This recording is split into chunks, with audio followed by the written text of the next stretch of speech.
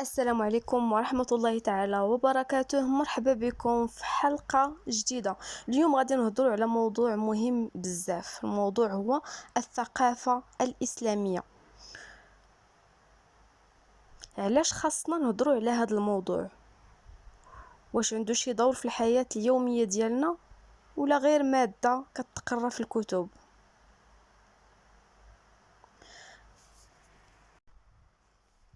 اولا، الثقافة الإسلامية كتبين لنا التصور الصحيح والشامل للحياة والعلاقة ديال الإنسان مع الله ومع راسو ومع الناس اللي دايرين به.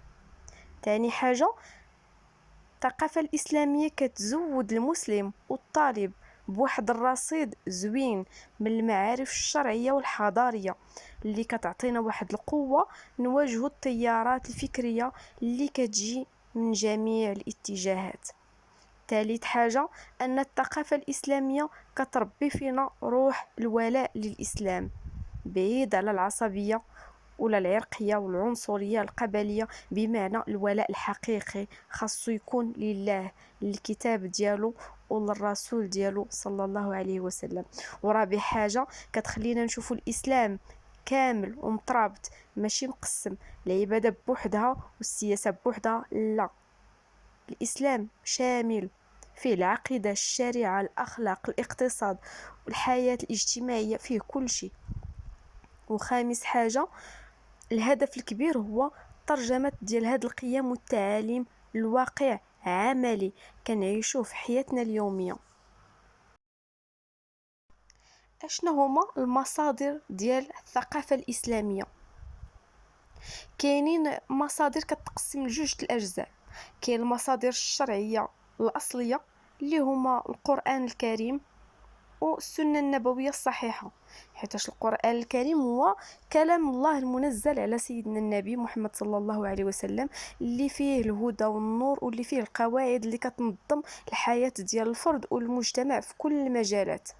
والمصدر الثاني اللي هو السنة النبوية الصحيحة، اللي كتوضح وكتفسر القرآن وكتبين لنا كيفاش نطبقوا التعاليم في الواقع. وعاد كاين المصادر الفرعية. قلنا كاين المصادر الشرعية والمصادر الفرعية. اشنا هما المصادر الفرعية؟ هو الإجماع، القياس، التاريخ الإسلامي، اللغة العربية والتراث الإسلامي وحتى التجارب الإنسانية النافعة. هادو راهي مصادر فرعية. هاد المصادر كلها كتشكل زاد مهم بزاف باش نفهموا الإسلام مزيان ونطبقوه بواحد الصورة متوازنة وفعالة.